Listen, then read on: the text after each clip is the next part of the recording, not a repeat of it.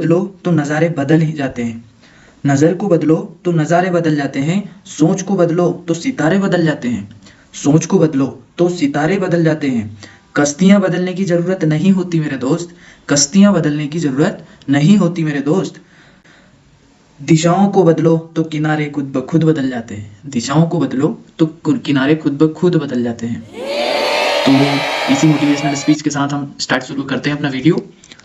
Okay, तो आज का टॉपिक ये वाला टॉपिक है मेडिकल टर्मिनोलॉजी पर, है ना, जो कि सभी नर्सिंग स्टूडेंट्स के लिए और मेडिकल स्टूडेंट्स के लिए बहुत ही ज़्यादा जरूरी होने वाला है। ठीक है, जो कि एक आम आदमी को भी ये जानकारी पूरी होनी चाहिए, क्योंकि आजकल जैसे भी हम हॉस्पिटल में जाते हैं तो बहुत सारी फाइल्स वगैरह हो जाती हैं, या फिर डॉक्टर वगैरह से जब हम बात करते हैं या फिर कुछ भी ऐसी कम्युनिकेशन होती है हॉस्पिटल में जो हेल्थ वर्कर्स हैं उनके साथ, तो वहाँ पे हमें बहुत सी जगह पे चुप रहना पड़ता है, जो कि हमें नहीं आने के कुछ वर्ड्स या फिर कुछ उनकी लैंग्वेजेस नहीं आने की वजह से या फिर कुछ डिशेज समझ नहीं आने की वजह से हमें वहाँ पे चुप होना पड़ता है। तो अगर आपको ये सब जानकारी इस वीडियो में जो भी दी गई है वो अगर आपको प्रॉपर तरीके से होगी तो आप बिल्कुल अच्छे से कन्वर्सेशन बिल्कुल हॉस्पिटल में कर पाएंगे, है ना। तो ये वीडियो एक आम आदमी के लिए भी इंपॉर्टेंट है और जितना कि एक मेडिकल स्टाफ या फिर मेडिकल स्टूडेंट के लिए इंपॉर्टेंट है। ठीक है, मेडिकल टर्मिनोलॉजी सभी के लिए इंपॉर्टेंट है जैसे देखा जाए। ठीक है, तो दोस्तों अगर आपने पहले चैनल को सब्सक्राइब नहीं किया हो तो प्लीज चैनल को सब्सक्राइब कर लें और बेल आइकन को भी जरूर प्रेस कर लें, ताकि आपके पास हर एक वीडियो अपलोड होने से पहले नोटिफिकेशन के द्वारा आपको जानकारी उसकी मिल जाए। ठीक है,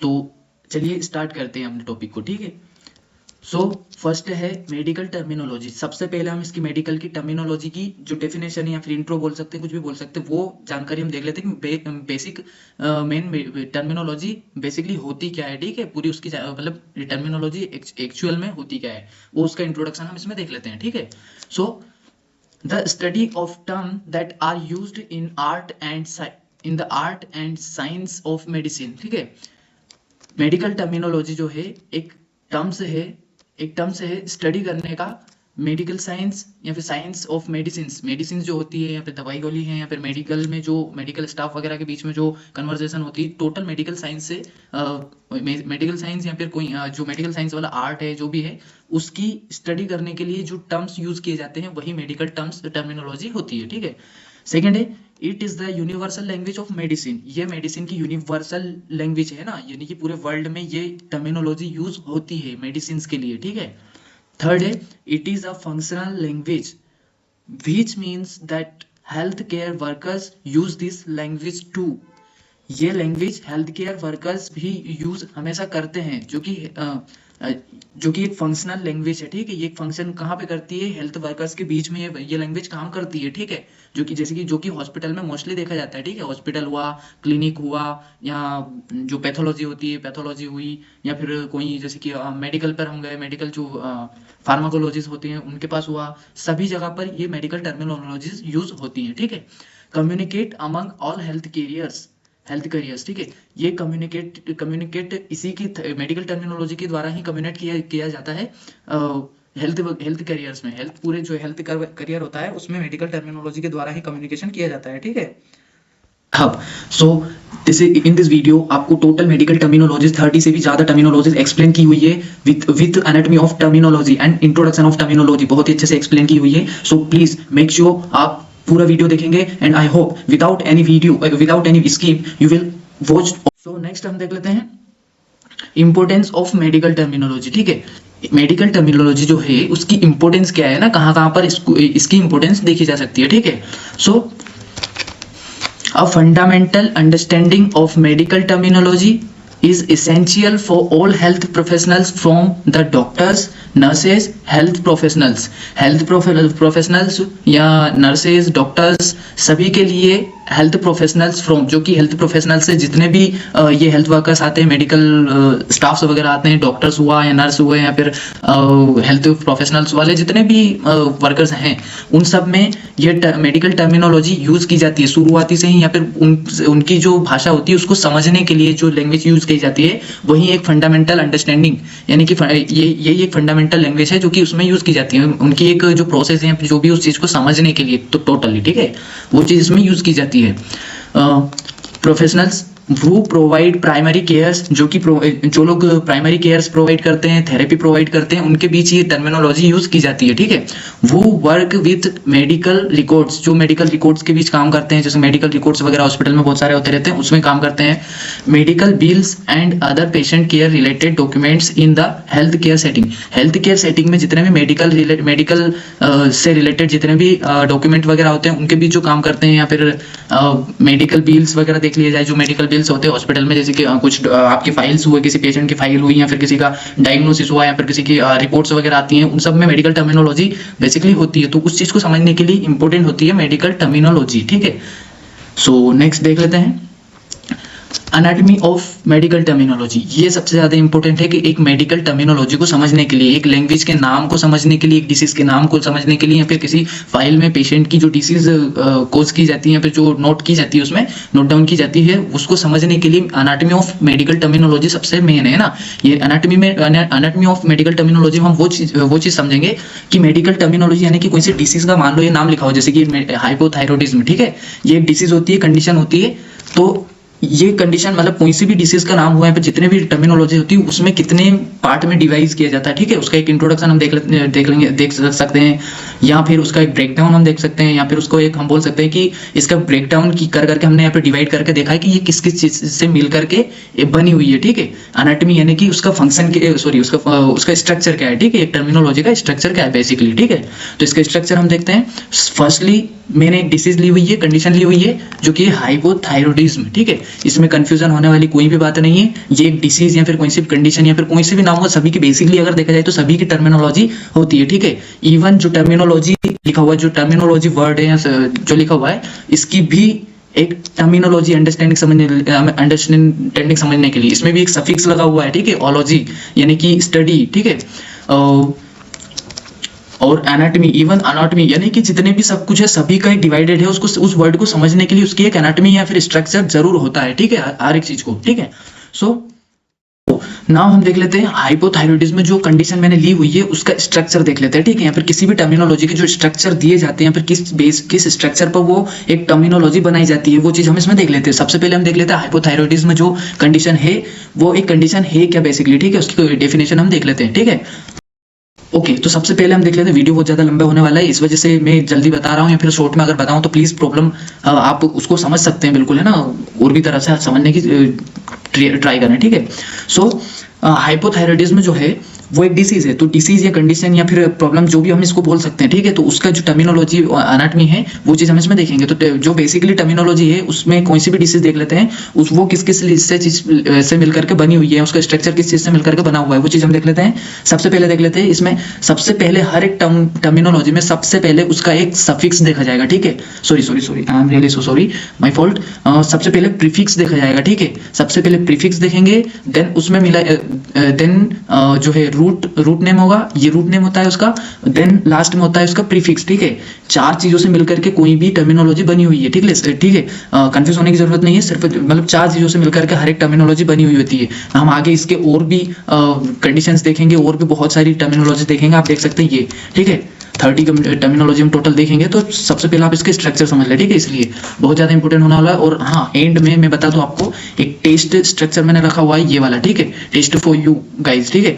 तो आप लोगों के लिए इसमें आपको मैच करना है, इसलिए टर्मिनोलॉजी सबसे अच्छे से सुने, जितनी भी टर्मिनोलॉजी मैंने बताई है पूरी अच्छे से बिल्कुल अंडरस्टैंड करें, उन लोगों को अंडरस्टैंड करनी है, ठीक है, अच्छे से सुनना है आपको, ठीक है।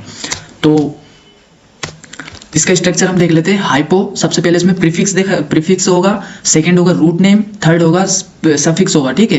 तो सफिक्स, प्रीफिक्स और रूट नेम, और एक और होता है वोवेल्स, ठीक है। तो वोवेल्स हम इसमें शो नहीं कर सकते, इसमें शो नहीं होता है, पर इसमें इनके बीचों में वो साइलेंट हो जाता है, या फिर उसमें दिखाई नहीं देता है ना, यहाँ पे जो उसका जो टोटल स्ट्रक्चर बन जाता है उसके बाद, ठीक है। वोवेल्स जितने भी होते हैं वो इसमें इंक्लूड होते हैं, ठीक है, यहाँ पे और यहाँ पे। जैसे कि प्रीफिक्स हुआ, प्रीफिक्स और रूट के बीच में एक सफिक्स वोवेल्स हो सकता है, या फिर जो रूट नेम है और सफिक्स है तो उसके बीच में एक वोवेल हो सकता है, ठीक है।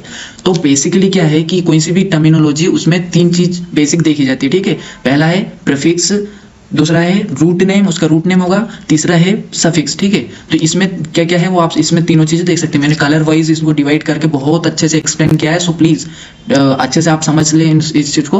और अगर आप चाहते हैं कि और भी कंडीशन में लेके आऊँ अगले वीडियो में, या फिर और भी इस पे वीडियो देखना चाहते हैं, या फिर और भी अच्छे से इसको एक्सप्लेन करवाना चाहते हैं, या फिर आप और भी टर्मिनोलॉजीज चाहते हैं, ठीक है। मैंने इसमें 30 टर्मिनोलॉजी रखी, 30 to 40 अप्रोक्स। सो अगर और भी टर्मिनोलॉजी बहुत सारी हैं, और भी अगर आप चाहते हैं तो प्लीज वीडियो में कमेंट करके आप बोल सकते हैं कि हाँ और चाहिए, ठीक है। सो फर्स्ट इसमें हाइपो प्रीफिक्स है, हाइपो प्रीफिक्स है, बहुत सारे प्रीफिक्स है। अगर आप प्रीफिक्स चाहते हैं तो मैं अगले वीडियो में प्रीफिक्स बहुत सारे दे सकता हूँ। और थायराइडोज में जितने रूट नेम अगर चाहते हैं तो रूट नेम पर एक वीडियो बना सकता हूँ। सफिक्स चाहते हैं तो सफिक्स पे अलग अलग में डिवाइड करके बहुत सारे सफिक्स होते हैं, जितने भी सफिक्स होते हैं सभी पे मैं वीडियो बना सकता हूँ, ठीक है। तो इसका प्रीफिक्स जो है वो है हाइपो। हाइपो का मतलब होता है, हाइपो का मीनिंग होता है बिलो, नॉर्मल, डिक्रीज, लो, डेफिशिएंट। ओके, डेफिशिएंट ये किसी मतलब हिंदी में इसको देखा जाए तो कमी होना, कम होना, या नीचा या मतलब गिरा हुआ यानी कि डाउन होना, ठीक है। नॉर्मल होना या बिलो होना, ठीक है, यानी कि पूरी तरह से देखा जाए तो कम होना, या फिर लो डेंसिटी जिसकी होती है वो चीज हाइपो का मतलब होता है कमी, ठीक है, या फिर कम मात्रा में, ठीक है। हाइपो मतलब कम होता है। इसका अपोजिट हम देखें तो इसका अपोजिट होता है हाइपर, ठीक है। हाइपर मीन्स होता है ज्यादा, ठीक है, इंक्रीज मात्रा में, ठीक है। एक अबव होता है हाइपो का मतलब हाइपर का मीन्स होता है अबव, और हाइपो मीन्स होता है बिलो, ठीक है, नीचे, डाउन साइड। सो इसमें देख लेते हैं हाइपो, यानी कि इसमें कंडीशन में हमने देखा, इसका डेफिनेशन देखा है, condition in which the thyroid gland is under active and does not produce enough thyroid hormones, ठीक है। यानी कि हाइपोथायराइडिज्म जो डिसीज है इसमें क्या कंडीशन होती है कि एक कंडीशन होती है जो कि जो थायराइड ग्लैंड होती है ना, बॉडी में हमारी थायराइड ग्लैंड प्रेजेंट होती है, सभी को पता होगा। थायराइड ग्लैंड जो है उसका फंक्शन क्या होता है, हार्मोन्स रिलीज करना है, ठीक है, हार्मोन्स प्रोड्यूस करना है, ठीक है। तो हार्मोन्स प्रोड्यूस करना, जो हार्मोन्स जो थायराइड ग्लैंड होगी ये हार्मोन्स को प्रोड्यूस करने में कमी कर देगी, ठीक है। ये इसके हार्मोन्स जितने प्रॉपर मात्रा में हार्मोन्स प्रोड्यूस करना चाहिए वो नहीं कर पाएगी, ठीक है, उनमें कमी आ जाएगी, अंडर एक्टिव वर्क करेगी, ठीक है, पूरी तरह से एक्टिव नहीं होगी, अंडर एक्टिव होगी, है ना। एक होता है ओवर एक्टिव और एक होता है अंडर एक्टिव। ओवर एक्टिव अगर यहाँ पे देखा जाए, यहाँ पे जैसे कि थायराइड ग्लैंड है वो अगर ओवर एक्टिव काम करेगी तो क्या होगा, जो तो हार्मोन्स होगी उनको ओवर रिड्यूस करेगी, ठीक है, बहुत ज्यादा मात्रा में हार्मोन्स को रिलीज करेगी। तो उस वो जो ओवर एक्टिव अगर ये थायराइड ग्लैंड होगी तो यहाँ पे जो प्रीफिक्स होगा वो क्या होगा, हाइपर होगा, ठीक है। यहाँ पे अगर हाइपर लगा देंगे तो ये इसका मतलब हो जाएगा जो थायराइड ग्लैंड है वो बहुत ज्यादा मात्रा में या फिर ओवर एक्टिव मात्रा में कंडीशन में जो थायराइड हार्मोन्स है उनको रिलीज कर रही है, रिड्यूस कर रही है, ठीक है। तो यही चीज समझ में आनी चाहिए, ठीक है। सो हमने देख लिया इसमें हाइपो मीन्स होता है कमी होना है, लो डेंसिटी, और थायराइड एक रूट नेम है जो कि थायराइड ग्लैंड है, और इज्म यानी कि एक सफिक्स है, ठीक है। यहाँ पे देखिए आप सफिक्स है, ism is a suffix and it means medical condition, या फिर इसको कंडीशन बोल सकते हैं। एक सफिक्स में क्या होता है, इज्म, यानी कि इज्म एक सफिक्स है, और इस इज्म का मतलब होता है मेडिकल कंडीशन, डिसीज या प्रोसेस, ठीक है। कोई सी भी प्रोसेस होती है, इज्म मींस प्रोसेस हो सकती है, या डिसीज हो सकती है, या फिर कंडीशन हो सकती है। ये कंडीशन और डिसीज और प्रोसेस को शो करता है, ठीक है। थायराइड क्या शो कर रही है, यहाँ पे थायराइड ग्लैंड को शो कर रही है, ठीक है, रूट नेम है जो कि थायराइड ग्लैंड को शो कर रही है। हाइपो क्या शो कर रहा है, एक प्रीफिक्स है, और जो एक लो डेंसिटी या फिर जो अंडर एक्टिव इसमें वर्क कर रही है वो हाइपो शो कर रहा है, ठीक है। तो हमने इन सब से एक एनाटॉमी यानी कि इसका स्ट्रक्चर तीनों चीजों से मिलकर के बना हुआ है हाइपोथायराइडिज्म, जो कि एक डिसीज होती है, बहुत सारे लोगों में देखी जाती है। जब उनकी थायराइड ग्लैंड होती है वो हार्मोन्स रिलीज करना बहुत कम कर देती है, ठीक है, अंडर एक्टिव काम करती है, ठीक है। तो वो एक कंडीशन होती है हाइपोथायराइडिज्म, ठीक है। बहुत सारे लोगों को हो सकता है जो कि हार्मोन्स की कमी होने की वजह से बहुत सारी प्रॉब्लम को फेस करते हैं, ठीक है। वही वाली एक कंडीशन होती है हाइपोथायराइडिज्म, ठीक है। तो गाइज ये हमने इसमें एनाटॉमी समझ चुके हैं। नेक्स्ट हम इसका देख लेते हैं, नेक्स्ट टर्मिनोलॉजी। इसमें अब मैंने टर्मिनोलॉजी पूरी रखी हुई है, बहुत सारी टर्मिनोलॉजी है जो कि नर्सिंग्स के लिए, मेडिकोज के लिए बहुत ज्यादा इंपॉर्टेंट है, ठीक है। तो आप टर्मिनोलॉजी पूरी अच्छे समझ सकते हैं, कंफ्यूज होने की कोई जरूरत नहीं गाइस। मैंने इसमें कलर वाइज टोटल डिवाइड कर दी है इस वाले में, खासकर कि आप लोगों को अच्छे से समझ में आए कि सफिक्स क्या लगा हुआ है, प्रीफिक्स क्या लगा हुआ है, या फिर आप अगर इन जो मीनिंग है इन लोगों को, इन चीजों को समझ लेंगे तो आपको एक्स्ट्रा जो है वो आपको अच्छे से समझ में वैसे ही आ जाएगी, ठीक है, अगर यहाँ पे आपने समझ लिया तो। और अगर आपको इसमें अगर अच्छे समझ आ गया होगा एनाटॉमी की कैसे बना हुआ है, क्या क्या होता है क्या नहीं होता है, अगर ये चीज आपको अच्छे समझ में आ गई हो तो आप इनमें कोई जरूरत ही नहीं होगी, आपको वैसे ही समझ में आ जाएगा कि क्या चीज सफिक्स है, क्या चीज प्रीफिक्स है और क्या चीज रूट नेम है, ठीक है। तो देखते हैं मेडिकल टर्मिनोलॉजी, जितने भी टर्मिनोलॉजी इसमें नेक्स्ट देख लेते हैं। फर्स्ट है यूनिया, ठीक है, eupnoea is a condition of normal breathing, है ना। एक नॉर्मल ब्रीथिंग, जो नॉर्मल ब्रीथिंग पर्सन लेता है, कोई पीपल लेता है, तो उस वाली कंडीशन को बोलते हैं यूनिया, ठीक है, मेडिकल टर्म में, ठीक है, हॉस्पिटल में या फिर मेडिकल्स में उसको मेडिकल टर्मिनोलॉजी में बोला जाएगा यूनिया। अब यूनिया में हम देख लेते हैं, इधर प्रीफिक्स लगा हुआ है और ये सफिक्स है, ठीक है, प्रीफिक्स और सफिक्स, यानी कि पनिया, यानी कि पनिया या ये जो निया है, ये जहां पे भी आप देख लेंगे उसका मतलब होगा ब्रीथिंग, ठीक है। निया यानी कि ब्रीथिंग से रिलेटेड निया है, ठीक है। और यू जो है ये यू जो है नॉर्मल, ठीक है, नॉर्मल कंडीशन, किसी भी चीज की नॉर्मल कंडीशन को मेडिकल टर्म में बोला जाता है यू, ठीक है। तो यूनिया जो है नॉर्मल ब्रीथिंग, ठीक है, यूनिया का मतलब होता है नॉर्मल ब्रीथिंग, ठीक है। नेक्स्ट हम देख लेते हैं एपनिया, ठीक है, एनिया देख लेते हैं, एब्सेंस ऑफ ब्रीथिंग, यानी कि ब्रीथिंग प्रॉपर तरीके से नहीं ले पाता, उसके पास बिल्कुल कमी होती है या फिर बिल्कुल एब्सेंट होती है, जो कि ब्रीथिंग ले ही नहीं पाता, उसकी ब्रीथ कर ही नहीं पाता, ठीक है, उसको उस वाली कंडीशन को बोला जाता है एनिया, ठीक है, एनिया। सो नेक्स्ट इसमें भी हम देख लेते हैं, निया जो है ये PNEA जो है सफिक्स है, और सफिक्स यानी कि ब्रीथिंग से रिलेटेड वर्ड है, तो ब्रीथिंग यानी कि इनिया लगा हुआ है, यानी कि ब्रीथिंग की बात हो रही है, ठीक है।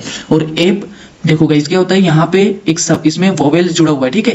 एब्सेंट जो एब्सेंस है, एब्सेंस हुआ है या फिर एब्सेंट है, जो भी हम इसमें वर्ड का मतलब होता है एक का वर्ड, एप या फिर ए का वर्ड होता है, मीनिंग होता है एब्सेंट या फिर एब्सेंस, ठीक है, कमी या फिर बिल्कुल प्रेजेंट नहीं होना उसमें, इसका मतलब ये होता है, ठीक है। तो और निया का मतलब तो हमने देख लिया, ब्रीथिंग से रिलेटेड होता है, ठीक है। तो दोनों चीजों से मिलकर के बना तो क्या है, एब्सेंस ऑफ ब्रीथिंग, ठीक है। इसी बेसिकली टर्मिनोलॉजी का मतलब हम समझ सकते हैं, फिर यही मतलब मीनिंग एक टर्मिनोलॉजी को समझने की प्रोसेस है, ठीक है।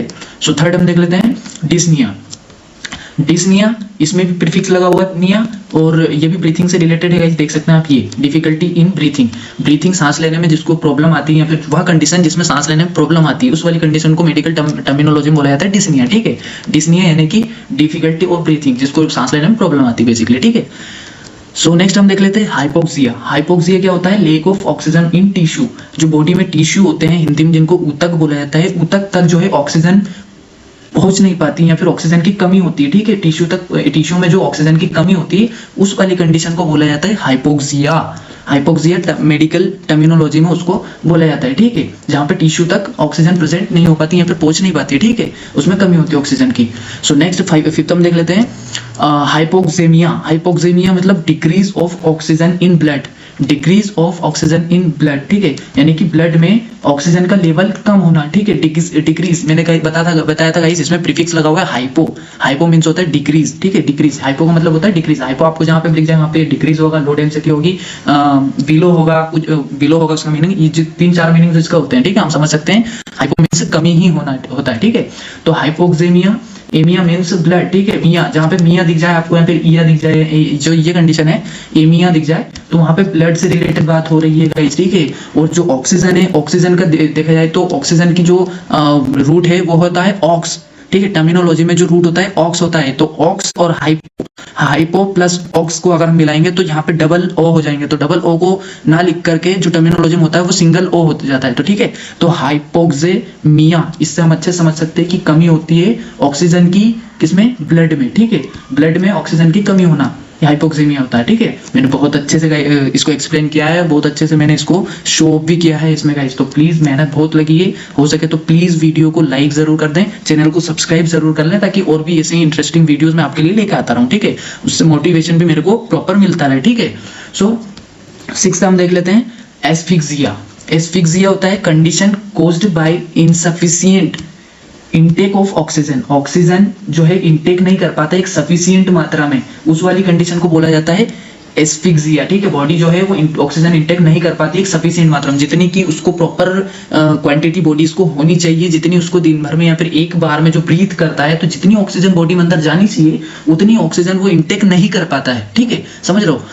ऑक्सीजन एस्फिक्सिया मतलब वो कंडीशन जिस कंडीशन में कोई भी इंसान एक बार इनटेक करता है, जैसे कि हम ब्रीथ करते हैं, तो उस ब्रीथिंग में जितनी ऑक्सीजन प्रॉपर बॉडी के लिए जानी चाहिए वो ऑक्सीजन बॉडी में पहुंच नहीं पाती, उससे कम ही जाती है, ठीक है, तो उस कंडीशन को बोला जाता है एस्फिक्सिया, ठीक है। सो नेक्स्ट हम देख लेते हैं एफोनिया है लॉस ऑफ वॉइस, ठीक है, लॉस ऑफ वॉइस यानी कि वॉइस खो देना, कोई जो बोल नहीं पाता या फिर जिसकी वॉइस नहीं बोल मतलब नहीं निकल पाती है, ठीक है, उस वाली कंडीशन को बोला जाता है अफोनिया, ठीक है, मेडिकल टर्म में बोला जाता है अफोनिया, ठीक है। यहाँ पे फोन जो है वो एक रूट नेम है, ठीक है, फोन जो है रूट नेम है जिसका मतलब होता है वॉइस, ठीक है, वॉइस, वॉइस या स्पीक या फिर जो साउंड होता है, साउंड से रिलेटेड जितने भी टर्म्स है यहाँ पे रूट नेम है उसका फोन है, ठीक है। फोन मीन्स होता है वॉइस, जहाँ भी आपको फोन दिख जाए, FON लगा हुआ दिख जाए, वहां मतलब समझना वॉइस से रिलेटेड बात हो रही है, फोन साउंड से रिलेटेड बात हो रही है, ठीक है। सो नेक्स्ट हम देख लेते हैं गाइस, वीडियो बहुत ही ज्यादा लंबा हो जाएगा इसलिए प्लीज जल्दी जल्दी मैं इसको बता देता हूँ। Aphasia, aphasia inability to speak है ना, इनएबिलिटी टू स्पीक, यानी कि इस बोल नहीं पाना, ठीक है, आवाज नहीं निकल पाती है, उस वाली कंडीशन को, या फिर उसमें पूरी तरह से एबल नहीं हो पाता है आवाज निकालने में, ठीक है, बोलने में, बात करने में पूरी तरह से एबल नहीं होता है, वो वाली कंडीशन बोली जाती है एफेजिया, ठीक है, मेडिकल टर्मिनोलॉजी में एफेजिया उसको बोला जाता है, एफेजिया। नेक्स्ट है ascites,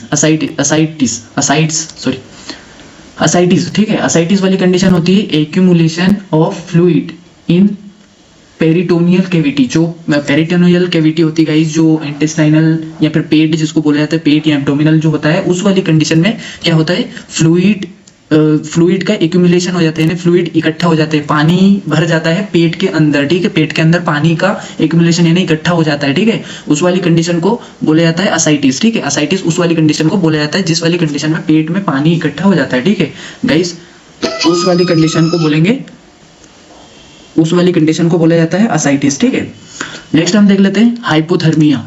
hypothermia means too low temperature, ये सभी को पता होगा, टू लो टेम्परेचर, ठीक है, बॉडी का ठंडा होना, जो बॉडी का टेम्परेचर है नॉर्मल नहीं होता है, वो नॉर्मल से कम हो जाता है। यहाँ पे हम देख सकते हैं इसका प्रीफिक्स जो है हाइपो लगा हुआ है, हाइपो मींस टू लो, ठीक है, low density of temperature, body temperature की लो डेंसिटी हम इसमें देखेंगे, ठीक है। नेक्स्ट हम देख लेते हैं इसमें हाइपोकैल्सीमिया, ठीक है, हाइपोकैल्सीमिया है, हाइपोकैल्सीमिया लो डेंसिटी, ये भी हाइपो इसमें प्रीफिक्स लगा हुआ है यानी कि लो डेंसिटी, ठीक है। सो टू लो ब्लड ग्लूकोज जो शुगर होता है, ठीक है, शुगर, ब्लड ग्लूकोज जो होता है, ब्लड में शुगर की जो डेंसिटी होती है वो कम हो जाती है, ठीक है, ग्लूकोज की जो डेंसिटी होती है वो कम हो जाती है, बहुत ज्यादा मात्रा में कमी हो जाना, उसको बोला जाएगा हाइपोकैलेमिया।